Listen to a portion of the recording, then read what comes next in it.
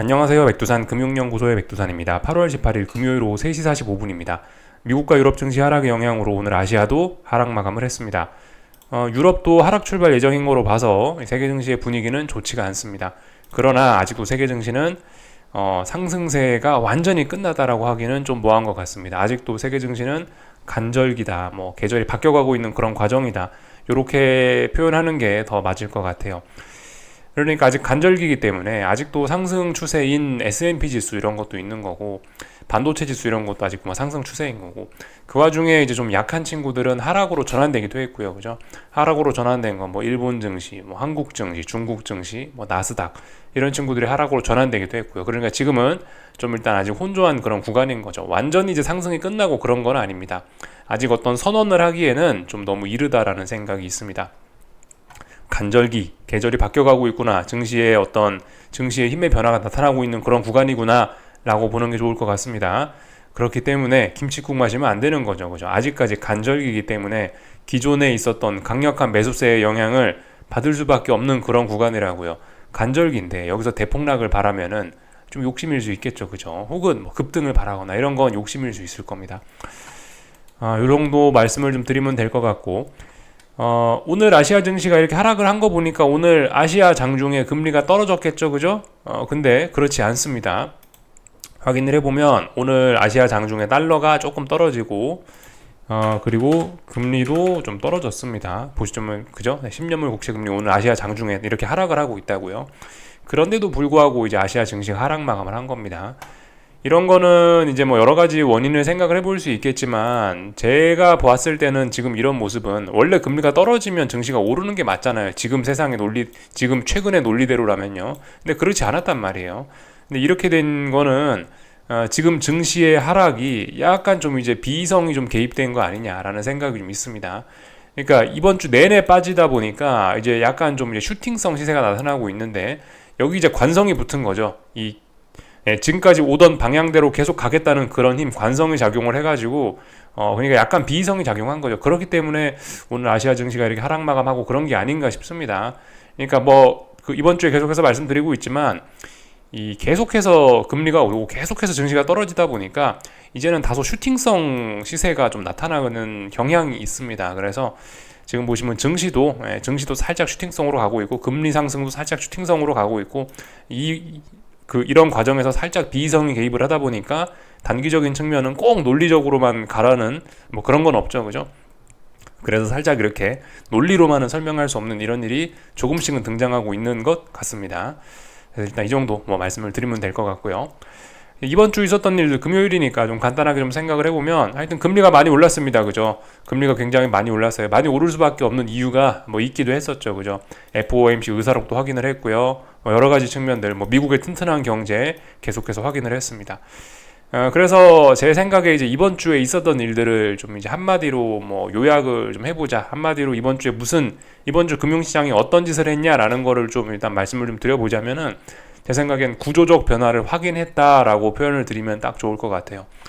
구조적 변화라는 거는 이제 금리가 추세적으로 오르는 거, 그죠? 금리가 추세적으로 오르고 증시가 좀 추세적으로 좀 빠질 수 있다는 거, 이런 것들. 지금까지 그러니까 이런 흐름을 구조적 변화라고 이제 제가 표현을 드리고 있는데, 이게 미국 신용등급 강등될 때부터 좀 본격적으로 좀 눈에 띄기 시작했거든요.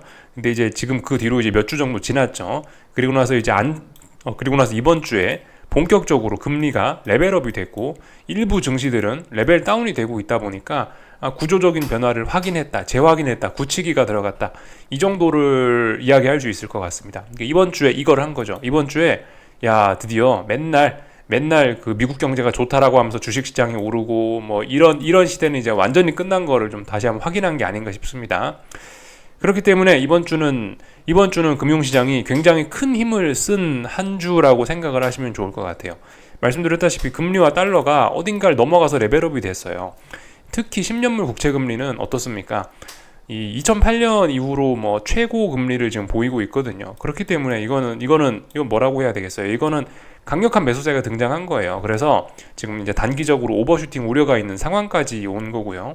증시도 어떻습니까? 그렇게 강했던 상승 추세를 네, 그렇게 강했던 상승 추세였는데 그런데도 불구하고 중요한 지지선을 일부 증시가 깨면서 하락으로 전환을 했단 말이에요.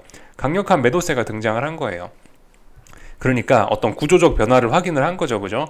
구조적 변화를 확인을 했는데 문제는 이런 구조적 변화를 확인하는 과정에서 말씀드렸다시피 단기적으로 좀 힘을 많이 쓰긴 썼습니다, 분명히 단기적으로. 예. 이런 구조적 변화를 이끌어냈기 때문에 앞으로 금리는 더 올라가고 앞으로 증시는 더 떨어질 가능성이 높다라고 중장기적으로 보는 게 맞는데 단기적인 측면에서는 이번 주에 이런 지지선이나 어떤 저항을 소화하는 과정에서 힘을 많이 썼단 말이에요. 그렇게 되면은 제 생각엔 그렇습니다. 제 생각에는 이게 어느 정도 이제 좀 이번 주에 힘을 많이 썼기 때문에 그 피로감을 소화하는 시간이 필요할 것이라고 생각을 합니다. 그래서 높은 확률로 피로감을 소화하는 지금까지 가던 방향이 좀 둔화되는 그런 일들을 좀 기대하는 게 맞을 것 같고요. 그렇기 때문에 추격은 하지 말자라고 말씀을 드리고 있고요. 낮은 확률로 계속해서 이제 힘을 쓰면서 슈팅이 다음 주에 엄청나게 크게 걸리는 그런 시나리오도 등장은 할 수 있습니다. 근데 말씀드렸다시피 그런 시나리오는 배제하고 가는 게 맞을 것 같다라고 일단 말씀을 드렸죠. 그게 안전하다라는 말씀을 아침에 드렸습니다. 그래서 이번 주에 이런 일들이 있었다. 특히 금리, 그죠? 금리가 참 중요합니다. 예. 금리가 레벨업이 되면서 이제 본격적으로 이런 이야기도 드렸었죠. 장단기 금리가 정상화되는 거다. 이제는 커브가 스티프 된다라는 뭐 그런 표현을 제가 쓰고 있는데요. 예. 커브 스팁이 시작됐다. 뭐 이렇게도 볼 수 있겠습니다. 참 이것도 어떤 구조적 변화일 수 있죠. 네. 구조적 변화의 하나에 해당합니다. 지금은 장기물 금리가 올라가면서 커브가 정상화가 되고 있는 장단기 금리가 역전됐다가 다시 정상화가 되고 있는 그런 상황이죠. 예. 베어 스팁이라고 이걸 아침에 표현을 드렸죠. 장기물 금리가 올라가면서 이게 정상화가 되는 그런 과정이다. 이렇게 보실 수가 있겠습니다. 하여튼 애플이 약한 게 사실 지금 주식시장도 지금 하여튼 그래서 뭐 신나게 빠지고 있는데 주식시장이 빠지고 있는 직접적인 사실 가장 뭐 어떤 중요한 그런 거를 좀 이야기해보자면 애플, 그죠? 애플의 급락이 좀 중요합니다. 애플이 이번 주에 반등을 좀 할 수도 있었는데 반등도 없이 그냥 줄줄줄 흘러내려 버렸어요. 그러면서 중요한 지지선을 또 깼기 때문에 이런 점들 우리가 좀 잘 봐야 되겠습니다. 주식시장의 어떤 실질적인 수급적인 측면에서 우리가 좀 주목해야 될 거는 이건 애플이다. 요 정도 좀 생각을 하시면 좋을 것 같고요. 그래서 일단 다음 주에 중요한 이벤트들이 있죠. 그죠? 다음 주에 그 잭슨홀 미팅. 사실상 이제 8월 FOMC다라고 생각하시면 되는 잭슨홀 미팅이 있고요. 그리고 다음 주에도 대규모 채권 발행, 장기물 채권 발행이 좀 예정이 되어 있고요. 또 그리고 참 엔비디아 실적 발표가 다음 주라고 하더라고요. 이것까지 좀 잘 보시면 좋을 것 같습니다.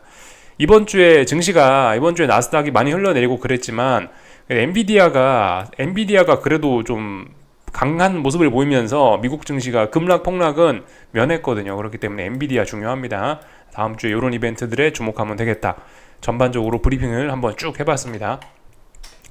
그래서 일단 여기까지 말씀을 드렸고 일단은 지금 일단 금리가 하락하고 있죠. 그리고 달러도 조금 하락하고 있으니까 그럼 오늘 밤부터 이제 본격적으로 어떤 뭐 조정이 시작되나 이런 생각 정도는 좀 해볼 만한 때인 것 같아요. 물론 지금 오후 4시가 안 됐기 때문에 지금 뭐 조금 떨어진다라고 해서 이게 뭐 그렇게 큰 의미는 없는데 근데 뭐 솔직히 많이 오르긴 했잖아요. 달러가 좀 많이 올랐고 조금 전에 보셨던 금리가 이번 주에 좀 많이 올랐었기 때문에 사실 오늘 정도 이 정도 자리쯤이면 이렇게 장대 음봉 이런 하락이 한 번쯤 나올 때가 좀 되긴 됐다라고 생각을 합니다. 그래서 이게 이렇게 계속 미국 장중에도 이어지는지 실제적으로 이제 금리의 조정이 좀 이어질는지 우리 한번 체크를 해보면 될 것 같고요. 금리가 조정이 나온다라고 하면 증시는 아무래도 미국 증시는 좀 올라갈 가능성도 생각을 해봐야 되겠습니다. 그죠? 물론 근데 이건 4시가 안 됐기 때문에 아직도 의미는 없습니다. 이건요. 이렇게 출발했다 미국 증시 개장하고 나서 금리 또 올라가면서 또 올라갈 수도 있는 거니까, 그죠? 그러면서 증시는 또 빠질 수도 있는 거니까 하여튼 지켜는 봐야 되는데 근데 어쨌든 이런 조정이 나오는 게 자연스러운 때긴 합니다. 이런 게 확률 높은 거긴 해요. 이런 게. 그래서 지금 뭘 하고 있냐, 결과적으로 금리는 여기 지난번 역사적 고점 돌파 한착 했었는데 그 자리 결과적으로 지지력 테스트 하고 있습니다. 3거래일 정도 돌파 한착 했다가 다시 되돌리면서 지지력 테스트 재차하러 내려왔죠. 그죠? 시세에 대한 검증 과정 진행 중입니다. 근데 일단 제 생각엔 일단 이거는 위쪽으로 사실상 올라간다. 이건 레벨업 됐다라고 보는 게 맞을 것 같긴 합니다. 미국 경제 좋잖아요, 그죠? 미국 경제 좋으니까 뭐 올라가겠지. 미국 인플레 강하니까 올라가겠지 싶습니다. 참 아까 전에 그 참 구조적 변화 그런 거에서 참 한 가지 참 깜빡하고 이야기 안 한 게 있는데 중국은 약합니다, 그죠? 미국은 굉장히 강하고 중국은 굉장히 약합니다. 이런 것도 사실 뭐 재차 이번 주에 확인을 했다라고 생각하시면 좋을 것 같아요. 같이 확인하면 좋을 만한 기사를 좀 몇 가지 좀 갖고 나왔는데 미국 경제가 좋다라는 거를 보여주는 뭐 대표적인 데이터가 이건 것 같아요. 애틀란타 연은 홈페이지 들어오시면 GDP Now라고 있는데 GDP Now에 보시면은 2023년 미국 경제 성장률이 5.8%에 달할 것이라는 예측을 내놓고 있습니다. 애틀란타 연은에서요. 대단하지 않습니까? 경제 성장률이 5.8%래요. 그래서 미국 경쟁 강하다. 이런 점들이 계속해서 금리를 위로 끌어올리는 그런 요인이 될 수 있다라는 거 우리가 확인을 할 수 있고요. 대신 이게 무조건 좋은 건 아니죠, 그죠? 지금 경제가 너무 좋기 때문에 인플레가 안 잡힌다라는 문제가 함께 나타나고 있는 거죠. 그러니까 뭐든 적당해야 돼요. 뭐든 적당히 좋아야지 좋은 거지. 너무 뜨겁거나 너무 차가우면 안 되는 거죠. 반면에 뭐 중국은 오늘 아침에 뭐 헝다가 뭐 미국에서 뭐 디폴트를 선언했다니 어쩌니 저쩌니 이런 소식부터 해가지고 이번 주 내내 유동성 공급하고 뭐가 망했다는 소식만 들리고 그랬죠. 경제 지표들도 계속 안 좋게 나오고 그래요. 그래서 그 위안화가 계속 치솟고 있는데 그래서 이제 환율 방어에 나섰다라고 합니다. 그래서 중국 주요 은행이 런던, 뉴욕에서 뭐 달러를 매도하면서 이렇게 환율 방어까지 나서고 있다라는 소식이 들리고 있습니다. 그만큼 중국은 지금 좀 어렵다라고 생각을 할 수가 있겠는데요. 이 중국이 어려운 게 사실 뭐 중국 본토에는 안 좋은 영향을 당연히 미치겠지만은 이게 어쩌면 근데 말씀드렸다시피 너무 뜨거운 미국 경제인데 중국 경제마저 뜨거웠어 봐요. 그럼 인플레이션은 저기 위에 하늘 위로 올라가 있겠죠. 지금 사실 중국 경제가 안 좋은 건 어쩌면 증시 입장에선 다행일지도 몰라요. 물론 한국 입장에서는 안 좋죠, 그죠? 예. 물론 지금 중국의 경제가 안 좋은 게 결코 호재로 작용하는 건 아닙니다. 분명히 악재로 작용하고 있는데 한편으로 뭐 다행인 걸지도 몰라요. 중국마저 경제 좋았으면 인플레가 저 멀리 올라가 있을 수 있다 생각을 해볼 필요가 있겠죠. 하여튼 뭐 이런 일들이 일어나고 있다라고 하고요. 이제 이쯤에서 이제 이것도 한번 좀 더 생각을 해볼 필요가 있는데 이 중국 주요 은행들이 그 달러화를 매도하고 있다라고 하고 있는데 그럼 이 달러는 어디서 구하냐? 중국이 기존에 갖고 있던 미국 국채를 팔아제끼지 않겠습니까? 그죠? 또 그런 쪽으로도 좀 생각을 해볼 필요가 있어요. 그래서 사실 중국이 이렇게 환율 방어에 나서는 거는 한편으로 또 미국 국채를 또 팔아버려야 되는 그런 점이 또 있을 수 있기 때문에 이런 점은 또 미국 국채 금리 상승에 또 한 영향을 주고 있을 수도 있습니다. 그렇게도 좀 생각을 해볼 필요가 있어요. 이런 일들이 있다. 하여튼 그 중국 경제가 안 좋다라는 건 근데 일단 코스피에는 정말 독약으로 작용을 하고 있긴 합니다. 예, 한국 증시에는요. 미국에는 뭐 잘 모르겠는데요. 일단 한국에는 굉장히 큰 영향을 주고 있는 게 맞고요. 어떤 측면에 그러냐면은 이 중국이 계속해서 뭐 유동성 공급하고 이러다 보니까 이 환율이 계속해서 말씀드렸다시피 지금 환율 방어에 나설 만큼 위안화가 박살이 났단 말이죠. 위안화가 박살이 나니까 이게 아시아권 같은 통화에 영향 미치는 거예요. 특히 한국 원화에. 그러다 보니까 원달러 환율이 이번 주에 엄청나게 급등을 했어요. 사실 한국 자체에 문제가 있는 건 아니거든요. 한국 자체에 문제가 있어서 환율이 이렇게 오르는 거는 아니라고 생각합니다. 이번 주에 오른 거는요, 최소한. 이거는 솔직히 뭐 중국이나 미국이나 해외 요인 때문에 그런 거죠. 미국의 금리가 치솟고 중국에서 유동성 공급하면서 어떤 뭐 통화에 대한 불안감 이런 게 나타나니까 원화가 그런 영향을 좀 많이 받았고 이거의 영향으로 특히 한국 증시가 이번 주에 좀 된서리를 좀 맞았다라고 개인적으로 이렇게 좀 보고 있어요. 그래서 하여튼 중국이 이렇게 안 좋다라는 거는 일단 한국 증시에는 이번 주에 굉장히 악영향을 미쳤다라고 보고 있습니다. 아마 그 유럽 증시가 요즘 슬슬 힘이 빠지는 것도 아마 그 중국이 약하다라는 영향을 받아서 그런 걸 수도 있겠죠, 그죠? 뭐 그 정도 생각하시면 될 것 같습니다. 그래서 하여튼 뭐 미국이 강하고 중국이 약하다 이런 것도 지금 추세적으로 좀 확인이 되고 있는 그런 상황입니다. 이런 것들이 지금은 시장에 전부 악재로 작용을 하고 있지만 또 재밌는 게 언젠가 또 이게 시간이 지나서 너무 이쪽으로 또 시세가 또 과열이 된다면은 또 다시 오히려 또 다시 저런 게 또 증시에 호재로 작용하는 또 그런 날도 오긴 올 겁니다. 어쨌든 지금은 분명히 시장이 뭔가 안 좋게 흘러가고 있고 지금은 여러 가지 악재들이 좀 그득그득한 그런 상황이죠. 하여튼 근데 뭐 세상에 영원한 건 없습니다. 그죠? 증시가 영원히 오를 것 같았지만 몇 주째 가장 분위기가 좋았을 때 고점을 만들어내더니 계속해서 꺾이고 있고 계속해서 꺾이지 않을 거예요. 또 그죠? 증시는 또 오를 겁니다. 언젠가. 그러니까 하여튼 세상은 일방적인 건 없습니다. 지금은 근데 일단 떨어지고 있다. 언젠가 이제 또 오를 수도 있다. 뭐 이런 생각 뭐 그런 생각 정도는 해야 되겠죠. 영원한 건 없으니까요. 요 정도 뭐 말씀드리면 될 것 같고 오늘 있었던 일들 아시아 증시라든가 유럽 증시라든가 이야기를 좀 이제 해보면 될 것 같습니다. 뭐 장중에 이제 특별한 이슈가 있고 그러진 않았기 때문에 일단은 뭐 그런 거는 일단 뭐 다른 이야기는 하지 않고 이제 중국 증시부터 하나씩 좀 살펴볼까 합니다. 중국 증시는 불안감이 갈수록 좀 이제 많이 나타나고 있죠, 그죠? 그래서 이 전일 상승을 완전히 다 되돌렸습니다. 그러면서 전일 시가도 붕괴시켜줘 상해종합인데요. 그러면서 오늘 한 거는 뭐냐? 직전 저점 자리가 여기였죠. 직전 저점의 붕괴를 2거래일간 확인한 꼴이 됐습니다. 종가상으로는 이제 붕괴시킨 첫날이 됐고요. 하여튼 이 자리 테스트한 지 2거래 이제 두 번째 테스트 했는데 결국 붕괴가 된 걸 확인했습니다. 그래서 하락 추세 연장, 그죠? 이 자리를 붕괴시키지 않았다면 요렇게 뭐 박스권 하면서 이렇게 올라갈 수도 있는데 저점을 낮췄으니까 여기서부터 떨어지던 이 하락이 이렇게 N자로 연장이 되겠구나라는 의지를 보인 겁니다. 어떤 레벨 다운, 재확인 이런 거를 이야기할 수 있겠죠. 일본 증시도 뭐 보시면 이번 주에 중요한 지지선 전저점 자리를 붕괴시키고 이렇게 하락 마감을 했습니다. 그러나 뭐 장중에 금리가 떨어져서 그런지 일단 양봉이 나오긴 했는데요. 양봉이 나왔다라고 해서 무조건 다 매수세를 의미하는 건 아니고 종가도 잘 살펴봐야 되는데 어쨌든 하락 마감이기 때문에 일단 잘 쳐지고 있습니다. 잘 쳐지고 있어요. 그러나 어쨌든 전반적으로 지금 증시의 하락세는 단기적으로는 다 좀 부담스럽습니다. 다 보시면 이번 주에 어딘가 중요한 지지선을 깨고 내려온 거잖아요.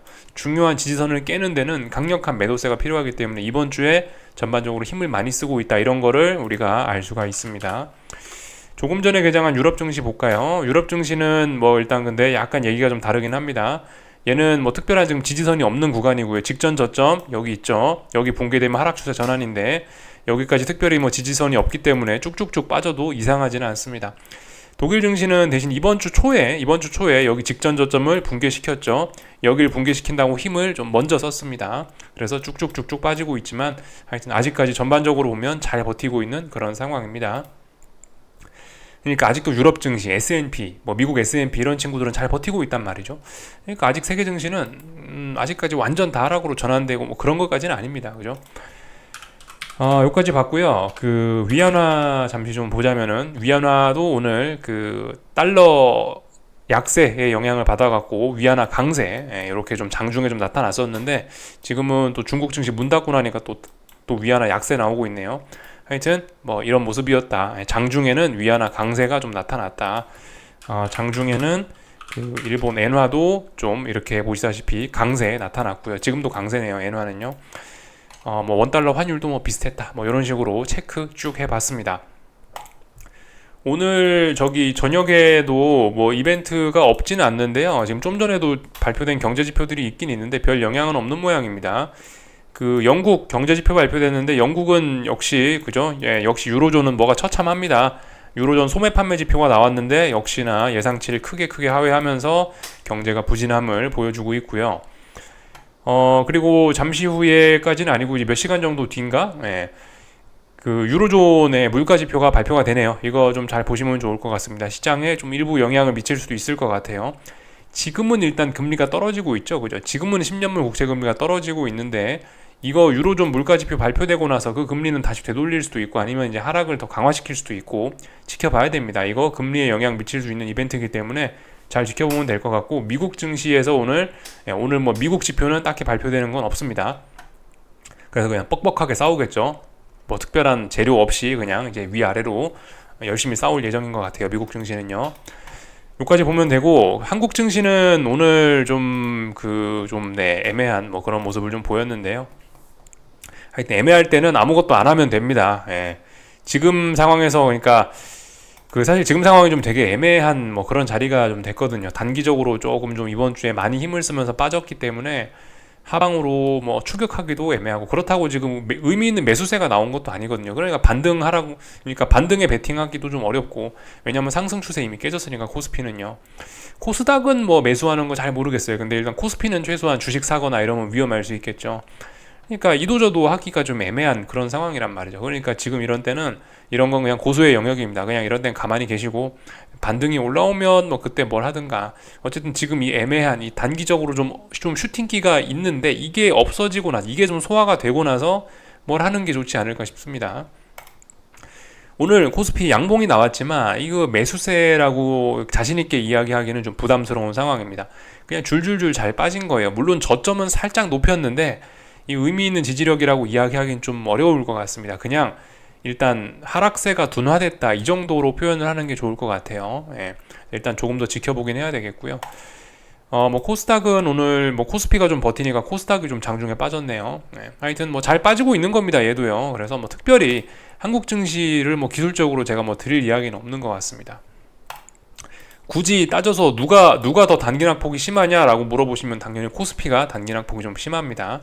코스닥은 뭐 보시다시피 별 단기낙폭 과대 뭐 그런 거 없어요. 그냥 코스닥은 여기서 얼마든지 더 빠져도 뭐 딱히 뭐 그렇게 부담되고 그런 건 없습니다. 예. 뭐 이 정도 말씀드리면 될 것 같고요. 뭐 다른 거 특별히 할 이야기는 없고, 뭐 환율도 뭐, 네, 환율 이번 주에 뭐 했죠? 환율 이번 주에 여기 중요한 저항 1340원짜리 도전해갖고 여기서 이제 상승이 둔화된 겁니다. 자연스러운 거예요. 힘을 좀 지금 굉장히 다 많이 쓰고 있는 거예요. 그렇기 때문에 어느 정도 피로감이 쌓여 있는 상태입니다. 이런 것들을 좀 감안해야 돼요. 다. 예, 전반적으로 다 그렇습니다. 그죠? 코스피도 그래요. 코스피도 중요한 자리 333이었나 그랬잖아요. 여기 저점. 전저점이 중요한 지지선이잖아요. 근데 이거 붕괴시킨다고 힘을 많이 썼어요. 그리고 얘는 코스피는 이번 주에 언더슈팅도 의미 있게 한번 보여줬죠. 그렇기 때문에 어쨌든 전반적으로 이번 주에 다들 힘들은 좀 많이 썼다, 이런 피로감이 쌓여 있다, 이 정도 말씀드리면 될 것 같습니다. 하락으로의 피로감은 쌓여 있지만 그렇다고 의미 있는 매수세도 보이지 않으니 뭐 어떻게 할 게 없습니다. 그냥 하여튼 기존에 저 위에서 하방 포지션을 잘 잡으셨던 분들은 수익이나 잘 누적시키시고 그냥 놀러나 다니면 되죠. 그냥 시간이나 잘 보내면서요. 이 정도 말씀드리면 될 것 같고요. 잘 빠지고 있습니다. 삼성전자 잘 빠지고 있고요. 양봉이 3연속 나오고 있어서 뭐 솔직히 이런 거를 뭐 양봉이 나오고 있긴 한데 이런 걸 사실 지지력이라고 이야기하기는 좀 어렵거든요. 삼성전자. 근데 아무튼 단기적으로 좀 낙폭이 얘도 좀 과하긴 합니다. 이러다가 급반등하고 그런 경우가 좀 종종 있긴 해요. 그렇기 때문에 애매한 자리인 겁니다. 이런 것도요. 하이닉스는 그냥 뭐 박스권, 뭐 답답한 그런 구간 안에 왔네요. 에코프로 친구들은 뭐 잘 빠지고 있고 특별히 할 말이 없습니다. 예, 그래서 뭐 지금은 뭔가 이렇게 하기는 좀 애매한 그런 구간이다. 말씀드렸죠. 이번 주에 전반적으로 힘들을 다 과하게 썼다. 그렇기 때문에 좀 다 피곤하다. 대응하기가 좀 어려운 그런 구간이다 말씀드렸습니다. 미국 증시도 그렇죠. 예, 미국 증시도 보시면 나스닥이 어젯밤에 중요한 지지선을 깼단 말이죠. 그만큼 어떤 강력한 하락 에너지를 쓴 겁니다. 뭐 물론 강력한 에너지를 썼다는 그런 모습은 좀 잘 보이지는 않습니다. 비교적 사실 미국 증시는 아침에도 말씀드렸던 것처럼 이게 차분하게 좀 잘 움직이고 있는 거예요. 별로 어떤 하락 에너지를 강하게 쓰고 그런 건 없습니다. 비교적 잘 빠지고 있긴 한데요. 하여튼 어제 중요한 지지선을 붕괴시켰으니까 검증해봐야죠. 지지선 붕괴가 진짜인지 어제의 시세에 검증을 해봐야 되고요. 또 그리고 마침 지금 금리가 떨어지고 있으니까 뭐 오늘 밤 증시는 그래도 조금 좀 상승 시도하지 않을까 싶긴 합니다. 예, 유럽 물가지표가 뭐 특별히 찬물을 끼얹거나 그러지만 않으면 일단은 좀 어제는 그래도 이제 조금씩 좀 변동성이 커지고 있거든요. 미국 증시도 어제의 시세를 좀 검증을 하지 않을까 싶습니다. 특히 어제 나스닥이 조금 많이 빠졌기 때문에 뭐 그 정도 생각이 듭니다. 예. 하여튼 지금 이번 주 내내 진행되던 그 금리와 달러의 상승 좀 둔화될 것 같기도 하고 주식시장의 약세도 조금 좀 둔화될 것 같기도 하고, 하여튼 지금까지 어떤 강력했던 흐름들이 둔화되는 게 맞지 않나 싶긴 합니다. 예. 요까지 말씀드리면 될 것 같고, 애플 약합니다. 그죠? 이게 문제예요. 그래서 오늘 밤에도 애플 잘 보시면 돼요. 예. 애플이 다만 지지선 어떤 매물대 부근까지 내려왔습니다. 지금까지는 그닥 매물대가 없었거든요. 근데 이제 매물대 부근까지 딱 내려왔습니다. 박스권 상단, 여기 박스권이었거든요. 박스권 상단에 도달했습니다. 예. 이런 점은 좀 참고적으로 알아야 될 부분이다. 여기까지 하면 될 것 같습니다. 궁금한 거 리플 남겨주시고요. 한 주간 수고들 많으셨고 즐거운 주말들 보내시고 다음 주에 뵙도록 하겠습니다. 여기서 마치겠습니다.